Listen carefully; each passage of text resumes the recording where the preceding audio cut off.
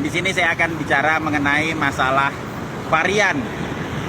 Kemarin ada berita mengenai varian IHU. Jadi varian IHU itu adalah varian yang ditemukan di Prancis. IHU itu diambil dari nama tempat yang melakukan penelitian, yang berhasil menemukan bahwa memang ada varian baru. IHU itu singkatan dari Institut Hospitality University. Jadi itu semacam rumah sakit akademis yang ada di Prancis. Mereka menemukan satu varian baru dengan 47 mutasi di protein S. Maka mereka menamakan itu varian IHU.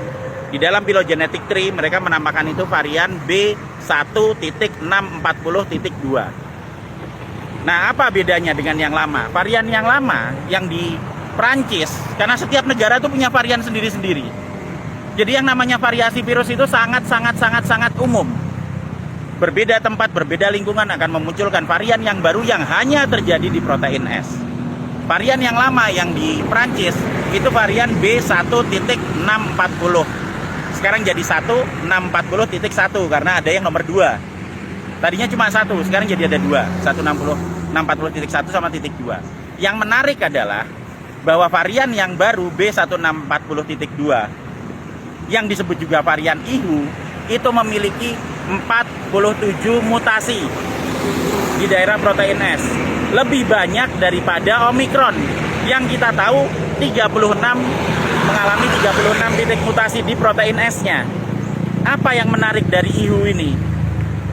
Pasien yang pertama kali datang di bulan November 2021 itu datang dengan gejala ringan dan tidak ada rasa sakit sama sekali. Dia hanya gejala ringan saja, batuk pilek biasa, datang ke dokter, diambil, diisolasi, oh ada IHU. Terus ada varian baru. Terus kemudian dinamakan varian IHU. Yang menarik di sini adalah semakin banyak variasi yang terjadi, semakin banyak mutasi yang terjadi di protein S, itu akan menunjukkan bahwa virus ini akan semakin susah untuk nempel di reseptor ACE. Oke? Sehingga yang terjadi apa? Semakin banyak perubahan infeksinya, infeksi virus ke dalam sel akan semakin berkurang, menyebabkan terjadinya apa? Terjadinya gejala yang timbul itu akan sangat ringan. Jadi kalau dibandingkan dengan Omicron yang 36, dengan IHU yang 47, semakin banyak mutasi yang terjadi di protein S, itu virusnya akan semakin melemah untuk manusianya. Sehingga saya berpikir bahwa menurut saya, variasi yang terjadi dengan sekian banyak mutasi itu adalah berkah dari Tuhan. Kenapa bisa berkah dari Tuhan? Nah, sekarang kita akan dapat virus yang gejalanya sangat ringan. Sehingga orang-orang kalaupun misalnya terkena, itu malah akan menimbulkan kekebalan dan itu vaksinasi alami. Gitu loh. Ada beberapa dokter yang bilang bahwa tidak bisa ini dijadikan dianggap sebagai vaksin, bahkan bilang berkah Tuhan. Ini nanti akan menimbulkan penyakit. Nah, sekarang apa bedanya dengan flu? Mereka berkata bahwa oh nanti ada orang-orang yang tua, anak-anak yang belum divaksin. Habis itu sesudah itu nanti akan ada lagi orang-orang dengan komorbid yang nanti kalau kena jadi tambah parah. Saya akan balik lagi pertanyaannya. Jika nanti setelah terjadi sekian banyak mutasi, kemudian kita punya varian IHU dan juga varian Omicron yang gejalanya ringan persis sama seperti flu, apakah sampean juga akan bilang bahwa flu akan membunuh orang?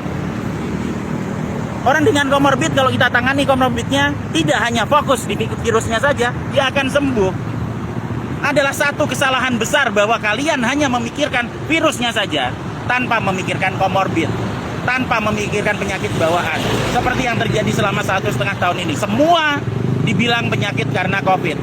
Sekarang Tuhan menurunkan berkah sebagai pelajaran untuk para pembuat ketakutan, menunjukkan kuasa Tuhan bahwa varian-varian yang ada termasuk Omicron dan IHU justru akan menyelamatkan umat manusia. Umat manusia akan tetap selamat, rakyat Indonesia tetap akan sehat, tetap akan belajar supaya cerdas dan tidak bisa ditipu lagi dan ditakut-takuti oleh para pembuat ketakutan seperti para endorser obat-obatan yang terjadi selama ini. Rakyat Indonesia tetap akan kuat, kita akan selamat. Terima kasih.